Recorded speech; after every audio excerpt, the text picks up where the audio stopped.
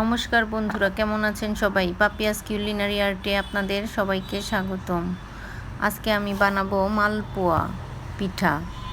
এজন্য আমি প্রথমেই সুজি নিয়ে নিয়েছি এবং সুজিটাকে একটু জল দিয়ে ভিজিয়ে রেখে দেব 1-1.5 ঘন্টার মতো। আমি এখানে প্রায় 1 কাপ সুজি নিয়েছি, 1 কাপ থেকে আর একটু বেশি হবে। 1-1.5 ঘন্টা পর আমি সুজিটা ঢাকনা খুলে নিয়েছি। এবার সুজির ভিতর আমি অন্যান্য ইনগ্রিডিয়েন্টস দিব পিঠাটা তৈরি করার জন্য। আমি দিয়ে দিলাম 3 চামচের মতো ময়দা, দিয়ে দিচ্ছি 2 চামচ, 1টা চামচ দিয়ে দিয়েছি 2 চামচ চিনি। এবার খুব ভালো মতো জল ছাড়া প্রথমে একটু মেখে নিতে হবে, তারপর একটু একটু করে জল দিয়ে মেখে নিতে হবে।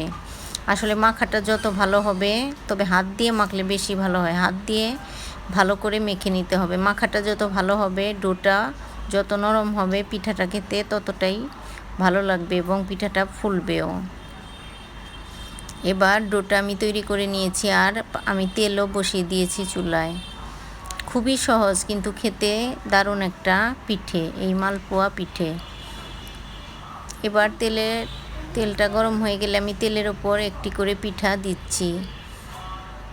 অবশ্যই এটা তো প্রথম, এমনিতেই ফুলে তেলের ওপর উঠে যাবে। একটি তেল থেকে উঠে গেলে আমি আরেকটি দিয়ে দিব। এভাবে করে আমি 3টি করে পিঠা একসঙ্গে ভেজে নেব। আপনারাও যদি এভাবে পিঠা খেতে চান, তবে এভাবে বাড়িতে বানিয়ে খেয়ে দেখবেন, ভালো লাগে খেতে। আসলে অনেক সময় পিঠা বানালে অনেকেই বলেন যে পিঠাগুলো ফুলে না। দেখুন বন্ধুরা, আমার মালপোয়া পিঠাগুলো কতটা ফুলেছে এবং খেতেও দারুণ হয়েছিল। আমার ভিডিওটা যদি ভালো লাগে তবে অবশ্যই জানাবেন, লাইক কমেন্ট শেয়ার করবেন। ভালো লাগলে আমার ইউটিউব চ্যানেলটা সাবস্ক্রাইব করবেন, আমার ফেসবুক পেজটা ফলো করবেন। ভিডিওটি দেখার জন্য সবাইকে অসংখ্য ধন্যবাদ। সবাই খুব ভালো থাকবেন, সুস্থ থাকবেন। এবার 3টি পিঠাই হয়ে গেছে। এভাবে করে আমি সবগুলো পিঠাই ভেজে নিব। আমি এই 2টি পিঠা আগে তুলে নিচ্ছি, আর ওই পিঠাটাকেও আমি তেল থেকে একইভাবে ছাঁকনি দিয়ে ছেঁকে তুলে নিব। দেখুন বন্ধুরা, আমি সবগুলো পিঠাই ভেজে তুলে নিয়েছি আর একটা টিস্যুর উপর রেখেছি যাতে তেলটা শুষে যায়।